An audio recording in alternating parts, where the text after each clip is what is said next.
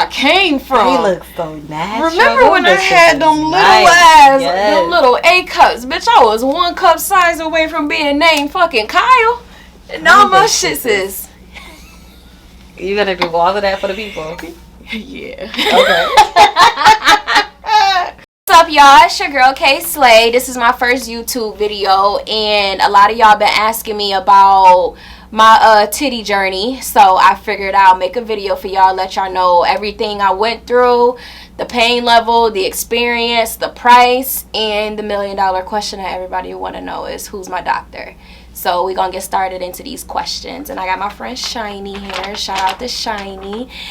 Okay, let's jump right in. Question number 1: how was your experience? So my experience, first of all, let me tell y'all the whole story. So my appointment was September 23rd. I wasn't scared until I actually got to DC. DC is where my layover was. So I'm on the flight. As soon as we land in DC, that's when it set in like, oh shit, bitch, it's almost that time. Bitch, you about to get them things you've been praying for your whole life. So we got to Miami.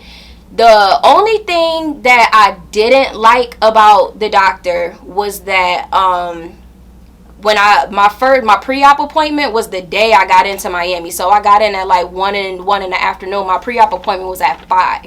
So I got there, signed this really, really long paperwork covering COVID, all my medical conditions and all of that stuff. Signed that paper. I got there about like 6 o'clock.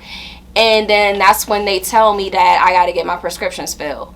I'm not from Miami, so I think y'all should have told me that on the phone so I know that I need to get these prescriptions and bring them down, or at least know where I got to go to get the prescriptions. So me and my cousin was calling all the CVS's trying to see which pharmacy is open 24 hours for me to get my prescriptions filled.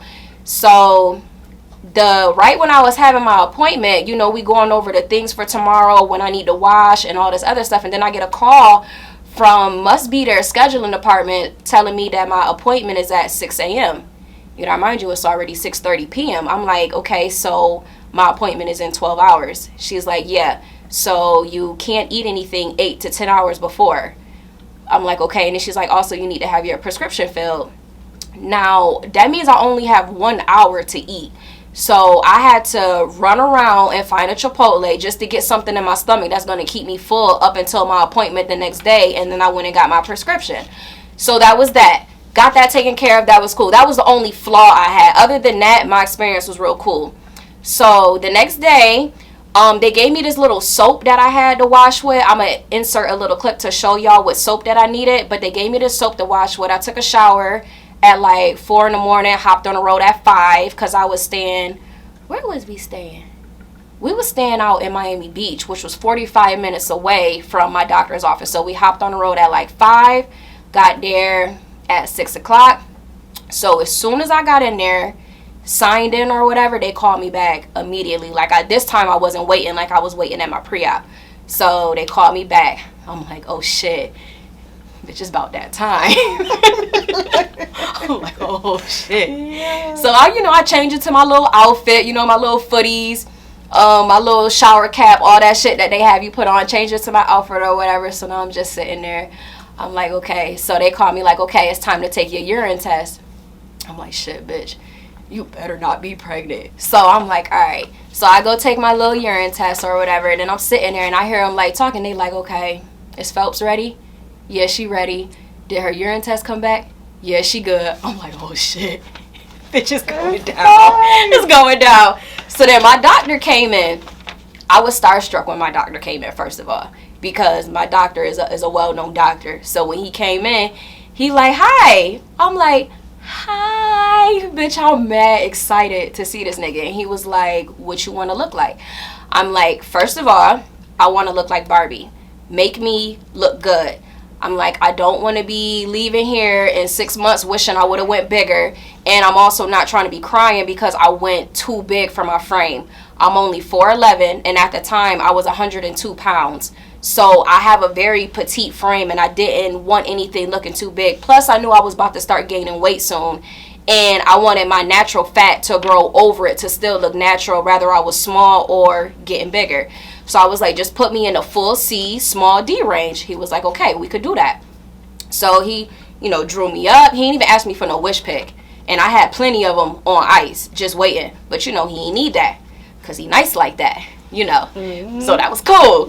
So he was like, all right. So one of the anesthesiologists was a fucking retard, though. Because, this nigga, he put the shit in my hand. And then my hand started to blow up. Like he didn't put it in a vein the proper way? Exactly. I don't think he did that. Like, I started getting this bulge on my hand. I'm like, bitch, I don't think that shit's supposed to look like that. And then I'm looking like, his fucking young ass, get that nigga out of here. This shit don't even... And I knew that shit was wrong because a female came in and fixed it. She was like, we're just going to take that off your hand and we're going to put it on your arm instead. I'm like, all right. So they took it off my hand and put it in the arm, and then I was cool. But I had this big ass fucking lump on my hand for like 2 days.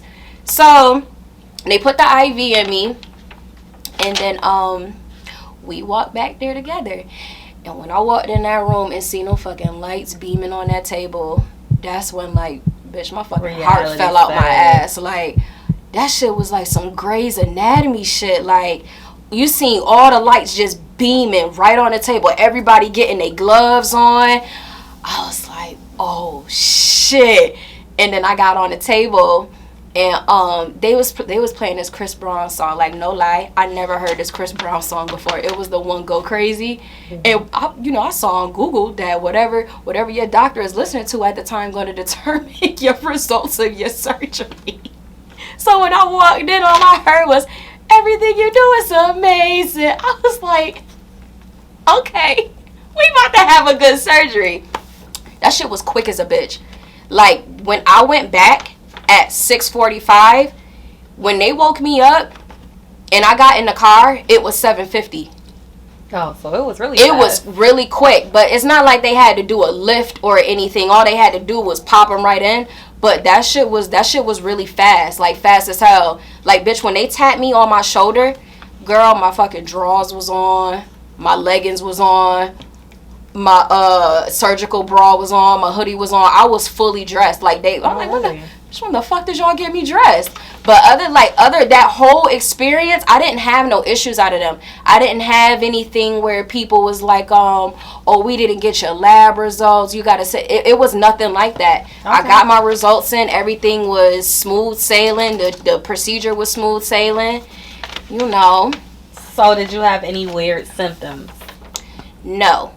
They give you medication. They gave me perks. They gave me 2 other medications, but I swapped them shits out for weed. I stopped taking those. I swear to God. Okay. I think I only took their medications like the first day, and the lady said, I was like, can I smoke weed?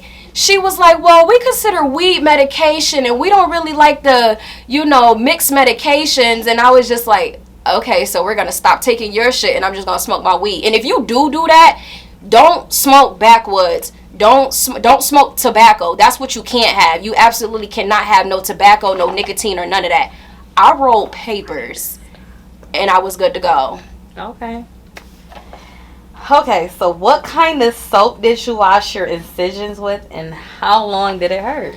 So my incisions didn't hurt. My incisions just started itching recently, like a week or 2 ago, and I'm completely healed. My incisions did not hurt at all, but I washed it with Dial soap. Dial is an antibacterial soap, so I washed it twice a day. Even when I felt like I got a little, you gonna sweat with these new titties. Little titty bitches don't sweat, but once you start getting big titties, you do sweat underneath. And I just kept it clean with the Dial soap, and then when I washed my whole body, I washed it with an unscented soap. Do that. Let's do that, because if your incisions get infected, your titties are fucked, and now you about to pay that cash to get them shits fixed just off of an infection. You don't want that. Okay. How much was your surgery? My shit was for the low. First of all, they was already $4,300. I got silicone gel, 350 cc's. Don't get the saline. Well, I'm not gonna knock anybody that gets saline, but that's just, I like the more natural feel. Like, as you can see, these are very, very soft. They feel just like They feel just like gummies. So I got the silicone gel. What was the question? How much was your surgery? $4,300, but I got a $500 discount for paying in cash, so $38. Okay. For the low, you know. How long do you recommend to stay out of work? I stayed out of work for 2 weeks. So I'm self-employed. I'm a waxer, which means I do repetitive movement like this. I'm a facialist. I do a lot of this and this and this and that. I only stayed out for 2 weeks because the first week you're in Miami. I had to stay in Miami for 5 days. Yeah. Yep, I stayed in Miami for 5 days. So that's 1 week. And then I took another week off just to get used to the movement and shit like that.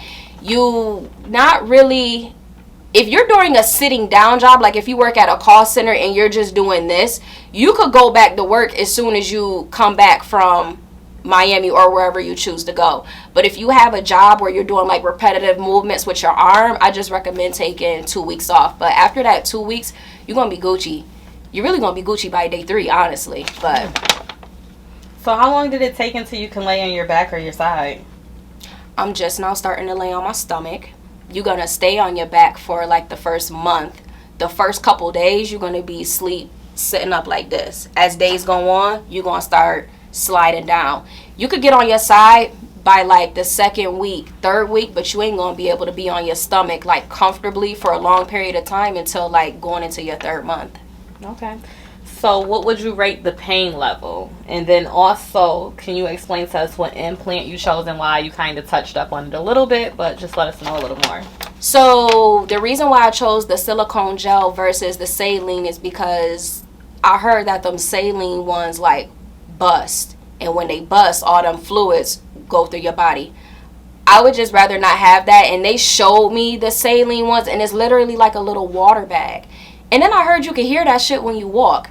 So I just would rather have, I feel like if you're going to do a body investment, whether it's you getting your body done or you're getting your titties done, pay for that top level quality of whatever.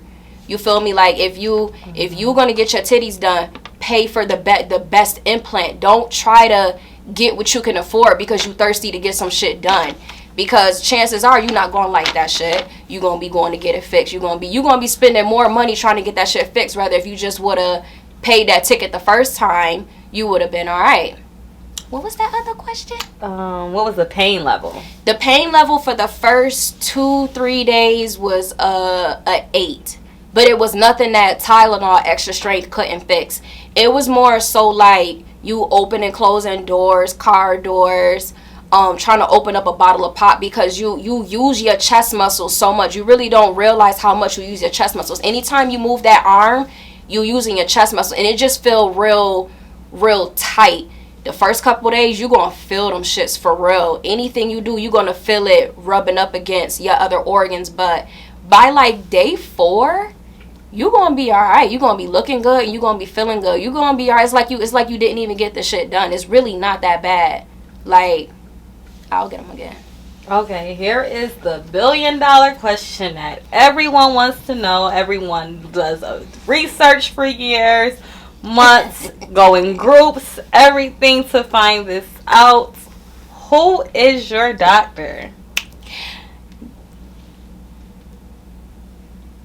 Dr. Alvarez. Where does Alvarez work? Mia Aesthetics. Yes. So first of all, Dr. Alvarez, I believe he's the owner of Mia Aesthetics. He got a location in Texas. He got a location in Miami. He just opened up one in Atlanta. I heard he's opening one in Chicago, and I know he's opening one up in Spain.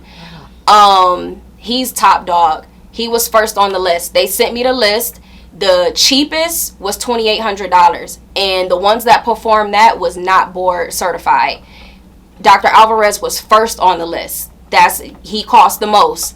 And I was all right with that. I'm like, give me the first person on that list, because obviously he's board certified. He know what he doing. His prices is what his prices are, and I'm gonna pay that ticket. He was so friendly. Like, I know he do that every day, and I'm probably just like another patient to him. He see hundreds of people all the time, but he didn't make me feel like that. When I came in there, he wasn't treating me as like somebody that, okay, hurry up, get her in, let's move this along. I wasn't treated like that. I felt like it was a really nice experience. You know, all of the nurses was young, but none of them had attitude problems. Everybody was real professional. Everything was smooth sailing. And honestly, I felt like what I paid was worth it. So you feel like you paid for the experience? I definitely. Okay. And when I go get my body done, more than likely I'm going to go back to them. I probably won't go to Dr. Alvarez. I'm going to go to somebody else. You want to go to somebody that specializes in what you want. Mm-hmm. If you want nice titties, go to the doctor that specializes in finessing titties. If you want your body done and you want it, let's say you petite and you want somebody that's familiar with finessing a petite frame, that's who you need to look for. Don't be trying to do no one-stop shop with everything that you need done, and that's not what they specialize in. You find out who specializes in what you really want, and you pay that price and go get that done. Absolutely. So can you just drop Dr. Alvarez's? I'm going to drop all that. Okay, at the bottom. I'm going to drop all that. The location. I'm going to drop his Instagram, all that.